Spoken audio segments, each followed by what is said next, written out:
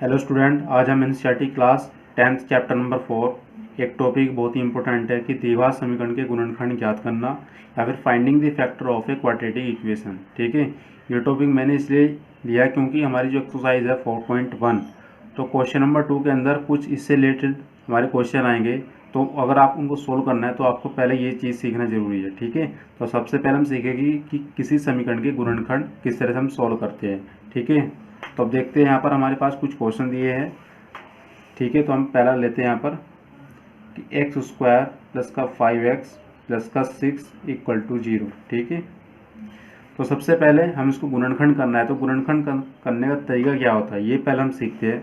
सबसे पहले हम चेक करते हैं यहाँ पर अचर पद मेरे पास में कितना है, c, यानी कि c का मतलब 6।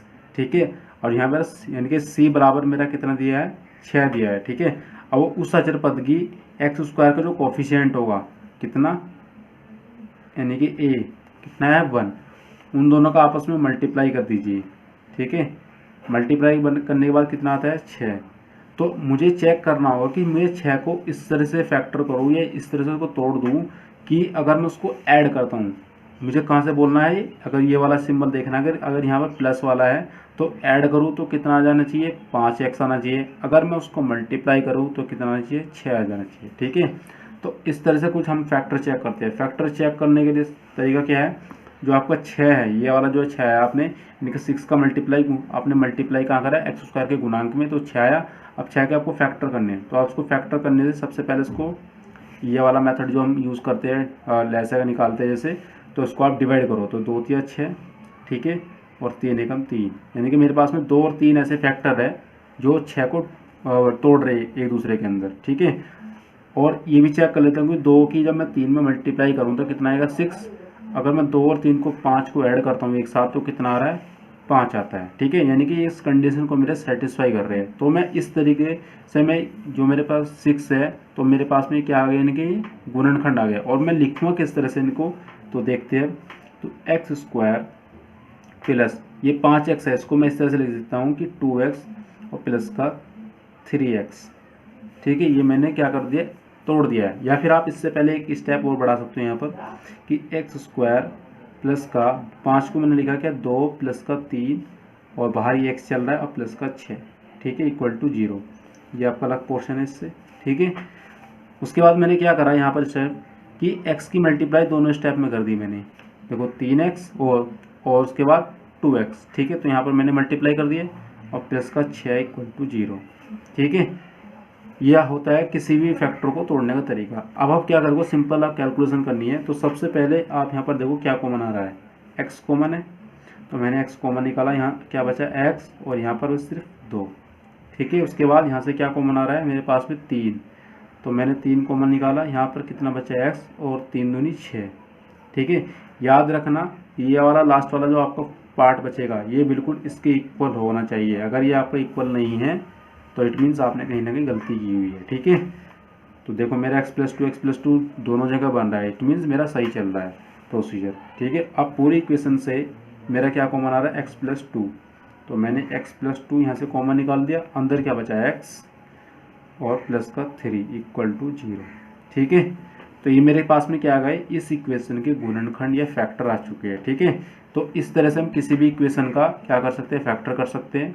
तो अब देखते हैं हम दूसरा क्वेश्चन इसके अंदर। तो दूसरा क्वेश्चन दिया है क्या, एक्स स्क्वायर प्लस का 7x प्लस का 10। ठीक है, इक्वल टू 0। तो वही काम करना है। सबसे पहले 10 की मल्टीप्लाई एक्स स्क्वायर के कोफिशिएंट में, तो 10 हो गया। अब 10 को मुझे इस तरह से फैक्टर करना है कि अगर मैं उसको ऐड करता हूँ तो आना चाहिए 7, अगर मल्टीप्लाई करता हूँ तो आना चाहिए कितना, 10। ठीक है, तो 10 को आपने पहले लैसे वाला जो मेथड बोलते हैं इसको डिवाइड कर दे, 2 पंजे 10 और 5 एकम 5, यानी कि 5 और 2 आ गए मेरे पास में। ठीक है, अब देखो 5 की या 2 की मल्टीप्लाई ऑप्शन पे करता हूँ तो कितना आएगा, देखो 10 आएगा, 2 पंजे 10 या 5 दूनी 10। अगर मैं उनको ऐड करता हूँ तो कितना आ रहा है, 7s। तो यानी कि ये वाले जो फैक्टर इस कंडीशन को सेटिस्फाई कर रहे हैं। तो मैं क्या लिख सकता हूँ उसको, एक्स स्क्वायर, मैं 7 को लिख सकता हूँ क्या, 5 प्लस का 2 और बाहर x प्लस का 10 इक्वल टू 0। ठीक है, ये मैंने कैसे लिखा, जो मेरे पास में फैक्टर आए। ठीक है, अब आप क्या करोगे, इस x का मल्टीप्लाई कर दीजिए यहाँ पर, एक्स स्क्वायर तो 5x प्लस का 2x। ये आपको सीखना इसलिए ज़रूरी है क्योंकि जो हमारी एक्सरसाइज है 4.1 वहाँ पर इनका यूज़ होने वाला है। ठीक है, तो सबसे पहले हम इन पे अपनी एक कमांड अच्छी कर लेते हैं, उसके बाद उस एक्सरसाइज को देखेंगे।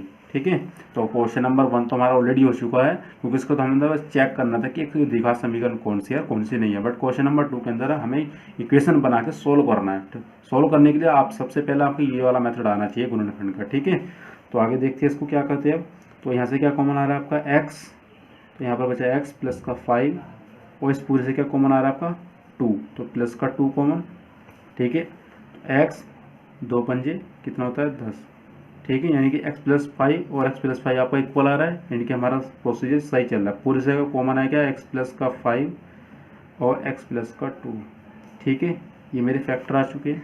ठीक है, अब आप ये चीज़ ध्यान रखना कि जैसे मैंने लिखा है 5 प्लस 2 और इस वाले में लिखा था कितना 2 प्लस 3, आप इसको इस तरह से लिख सकते हो कि 3 प्लस 2 2 प्लस 5। ठीक है, इससे कोई फ़र्क नहीं पड़ेगा, आंसर सेम आएगा। ठीक है, और इसके देखते हैं अब थर्ड पार्ट। तो इसका फैक्टर हो चुके हैं, थर्ड पार्ट के देखते हैं। तो यहाँ पर लिखा है 2x स्क्वायर प्लस का 4x प्लस का 2 इक्वल टू 0।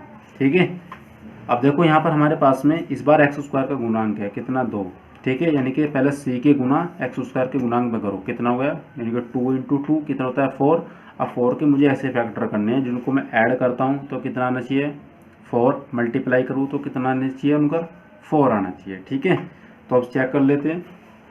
तो 4 को अगर मैं फैक्टर करता हूँ, पहले ऐसे वाला तरीका लगाते हैं, तो 2 2 जा कितना होता है 4 और 2 1 जा 2, यानी कि मेरे पास में ये दोनों फैक्टर आ चुके हैं। देखो मैं 2 और 2 को ऐड करता हूँ तो कितना आ रहा है 4 आ रहा है मेरे पास में। अगर मैं मल्टीप्लाई करता हूँ तो कितना आ रहा है 4 आ रहा है, नहीं आ रहा। तो देखो पहले अपने यहाँ मल्टीप्लाई करा था 4 बना नहीं बना, आपने इसका मल्टीप्लाई यहाँ करा तो कितना बन गया ये 4, और जब आपने 2 और 2 को ऐड करा तो कितना आ रहा है 4, यानी कि ये भी कंडीशन आपकी सेटिस्फाई हो रही है। ठीक है, तो मैं इसको इस तरह से लिख सकता हूँ कि अब कि 2x स्क्वायर 4x को मैं लिख सकता हूँ कि 2 प्लस का 2 इंटू एक्स और प्लस का 2 इक्वल टू 0। ठीक है, सॉल्व कर लेते हैं इसको। तो 2x स्क्वायर प्लस का x यहाँ की मल्टीप्लाई तो 2x, इस तरह यहाँ पर 2x और प्लस का 2 इक्वल टू 0। इन दोनों से क्या कॉमन आ रहा है आपका 2x। ठीक है, इस बार x भी कॉमन है 2 भी कॉमन है, तो 2x कॉमन, अंदर क्या बचा आपका सिर्फ x और यहाँ पर सिर्फ प्लस का 1। ठीक है, और यहाँ पर आपका कितना प्लस का 1 और सॉरी प्लस का 2 कॉमन आ गया, और यहाँ पर अंदर क्या बचा प्लस x प्लस का 1 इक्वल टू 0। ठीक है, अगर आपको यहाँ पर लिखने में कोई प्रॉब्लम आएगी, यहाँ पर टर्म क्या बचेगी, आपने ये वाली जो आपकी यहाँ पर टर्म बचती है आप उसको यहाँ पर लिख दीजिए एक बार, और उसको सेटिस्फाई करने के लिए आप क्या कॉमन निकाल सकते हो वो निकाल दीजिए फिर। ठीक है, इससे आपकी फिर प्रॉब्लम वो थोड़ी ईजी हो जाएगी। तो अब क्या करते हैं, पूरी इक्वेशन से x प्लस 1 हमारा क्या आ गया कॉमन आ गया, तो अंदर बचा 2x प्लस का 2 इक्वल टू 0। ठीक है, तो ये हमारे फैक्टर आ चुके हैं। अब देखते हैं हम नेक्स्ट पार्ट हमारे पास में दिया है 4 क्वेश्चन। ये दिया है कि x स्क्वायर प्लस का 6x प्लस का 9 इक्वल टू 0। ठीक है, फिर अगेन हम मल्टीप्लाई करेंगे एक्स स्क्वायर के गुणांक में, तो 9 इंटू 1 कितना होता है 9 होता है, यानी कि 9 के मुझे फैक्टर करने हैं इस तरह से कि देखो 2 से डिवाइड नहीं कर सकता, 3 से करूँगा, तो 3 क्या होता है आपका 9 और 3 एकम 3, यानी कि 3 और 3 ऐसे मल्टीप्लाई, 2 फैक्टर है मेरे पास में, जिनको मैं ऐड भी करूँ तो कितना आएगा 6 आएगा, और मल्टीप्लाई करूँगा तो कितना आएगा 9 आएगा, यानी कि इसे सेटिस्फाई कर रहे हैं। ठीक है, तो एक्स स्क्वायर इसको मैं लिख सकता हूँ कि 3 प्लस का 3 और एक्स प्लस का 9 इक्वल टू 0। ठीक है, आगे करते हैं वही काम हम कि इसका मल्टीप्लाई करके 3x और प्लस का 3x और प्लस का 9 इक्वल टू 0। इन दोनों से क्या कॉमन आया आपका x, तो आपने x मल्टी यहाँ से कॉमन निकाला, अंदर बचा x प्लस का 3 और यहाँ से आपका कॉमन क्या रहा है 3, तो 3 कॉमन निकाला। या फिर आप सबसे पहले ये देखो कि यहाँ पर मेरा क्या बचा है, तो मैं यहाँ पर बचा x प्लस 3, तो यहाँ पर ये सिर्फ x प्लस 3 लिखो। अब आप देखो कि यहाँ पर मैं क्या कॉमन निकालूँ कि सिर्फ मेरे इस x प्लस 3 को सेटिस्फाई कर दें ऊपर वाली कंडीशन को। देखो x प्लस 3 लिखा मैंने, और जब मैं 3 के अंदर मल्टीप्लाई करूँगा तो 3x बनना नहीं बनना, 3 का 9 में करा मैंने, कितना बनना है, और 9 में 3 में किया 3 का तो कितना बनना है 9। ठीक है, यानी कि इस कंडीशन को सेटिस्फाई कर रहा है। ठीक है, पूरे से कॉमन आया मेरा x प्लस का 3 और अंदर क्या बचा x प्लस का 3। ठीक है, या फिर आप इसको ऐसे ले सकते हो क्योंकि दोनों टर्म बिल्कुल सेम है, या फिर x प्लस 3 का होल स्क्वायर इक्वल टू 0, तो आप इसको ऐसे भी लिख सकते हो। लास्ट पार्ट हमारे पास है कि एक्स स्क्वायर प्लस का 9x प्लस का 18 इक्वल टू 0। ठीक है, अब 18 के फैक्टर चाहिए, 18 के कैसे करेंगे, तो आप इसको कर लीजिए 18 डिवाइड करो आप 2 से, कितना बचता है 9, फिर 3 से, ठीक है, यही आएगा आपका फैक्टर। अब आप इसके फैक्टर जब आप कैलकुलेट करोगे तो कैसे करना होगा, देखो आपको, तो आपने पहले इसका मल्टीप्लाई करा, कितना हो गया 3 दूनी 6, यानी कि 6 हो गया, और 6 की मल्टीप्लाई 3 में करो, कितना आ रहा है 36 18 है। या फिर आप इसको आपका बन गया 6, और 6 में आप 3 को ऐड करोगे तो कितना आएगा 9, इस 3 को इसमें ऐड करो तो 9, यानी कि कंडीशन सेटिस्फाई हो रही है, यानी कि जोड़ के कितना आना चाहिए 9 आना चाहिए। अब मल्टीप्लाई करने पे कितना आना चाहिए 18, देखो 6 और मल्टीप्लाई बाई 3 तो 36 18 होता है, या 6 जा कितना होता है 18 होता है, यानी कि ये भी कंडीशन सेटिस्फाई हो रही है। या फिर आप इसको इस तरह से भी लिख सकते हो क्या कि 3 3 9, ये 9 हो रहा है, और आपने मल्टीप्लाई करा 2 में, ठीक है 18 तो आ रहा है, बट क्या ये वाली कंडीशन सेटिस्फाई भी हो रही है, इनको ऐड करोगे तो क्या 9 आ रहा है, क्या मेरा नहीं आ रहा है, यहाँ पर कितना आ रहा है 11 आ रहा है। तो यानी कि आपको दोनों कंडीशन चेक करनी होती है, ठीक है। तो यहाँ पर हमने ये वाला प्रोसीजर लगा कि 2 की मल्टीप्लाई पहले 3 में गई तो बन गया 6 में, तो 6 में 6 आ गया, और फिर 3 जो आपने यहाँ पर इसको ऐड करा, इसमें कितना आ गया 9 आ गया, ठीक है। तो यानी कि एक्स स्क्वायर, इसको मैंने लिख सकता हूँ क्या 6 प्लस का 3 इंटू एक्स प्लस का 18, ठीक है। 36 18 होता है और 6 3 होता है 9, ठीक है। अब इसको सोल्व करते हैं कि एक्स स्क्वायर, अब इसका अंदर मल्टीप्लाई 6x प्लस का 3x प्लस का 18 इक्वल टू 0। नेक्स्ट स्टेप हमारे पास में क्या है, x यहाँ से कॉमन आ चुका है, तो यहाँ x प्लस का 6, यहाँ से कॉमन क्या आ चुका है मेरे पास में 3, और x प्लस का 6 इक्वल टू 0, ठीक है। यानी कि 3 6 18 होता है, पूरे से कॉमन आया मेरे पास में x प्लस का 3, अंदर मेरे पास बचता है x प्लस का 6 इक्वल टू 0। तो मेरे पास में क्या आ चुके हैं, फैक्टर आ चुके हैं। तो हम इस क्वेश्चन के अंदर या फिर इस वीडियो के अंदर हमने देखा कि हम किस तरह से द्विघात समीकरण के जो गुणनखंड है उनको हम किस तरह से फाइंड आउट कर सकते हैं, ठीक है। एक इम्पोर्टेंट बात हो रहा है इसके अंदर कि आपके जो x प्लस 2 x प्लस 3 जितने भी आपके फैक्टर आए हो, आप इनको इस तरह से भी कर सकते हो। अगर क्वेश्चन के अंदर कहता है कि x का मान बताओ, ठीक है, कितना आ रहा है, तो यहाँ पर आप कह सकते हो कि x प्लस 2 इक्वल टू 0 है, और इस वाले से कि x प्लस 3 इक्वल टू कितना है 0, तो यहाँ पर लिख सकते हो कि -2 है यहाँ पर, और x बराबर -3, ठीक है। या फिर आप फाइनल आंसर क्या लिखोगे, x की वैल्यू तो -2 है -3, ठीक है। सिमिलरली आप इस यहाँ से भी कर सकते हो क्या कि x प्लस 3 बराबर 0 और x प्लस 6 बराबर 0, ठीक है। तो x बराबर -3 आ गया यहाँ से, और x बराबर -6, या फिर फाइनल आप क्या लिखोगे -3 और -6, ठीक है। अगर वो कहता है कि x की वैल्यू बताओ कि कितनी आ रही है, ठीक है, तो आप यहाँ पे ये कर सकते हो। अगर फैक्टर कहता है तो आप यहीं पे आपका काम खत्म हो जाता है, ठीक है। तो यही इसके अंदर इंपॉर्टेंट बात है। और जो हम नेक्स्ट वीडियो में देखेंगे 4.1 का क्वेश्चन नंबर 2, जिसके अंदर हमारे 4 या थर्ड पार्ट है, तो उनको हम 1 बाय 1 डिस्कस करेंगे।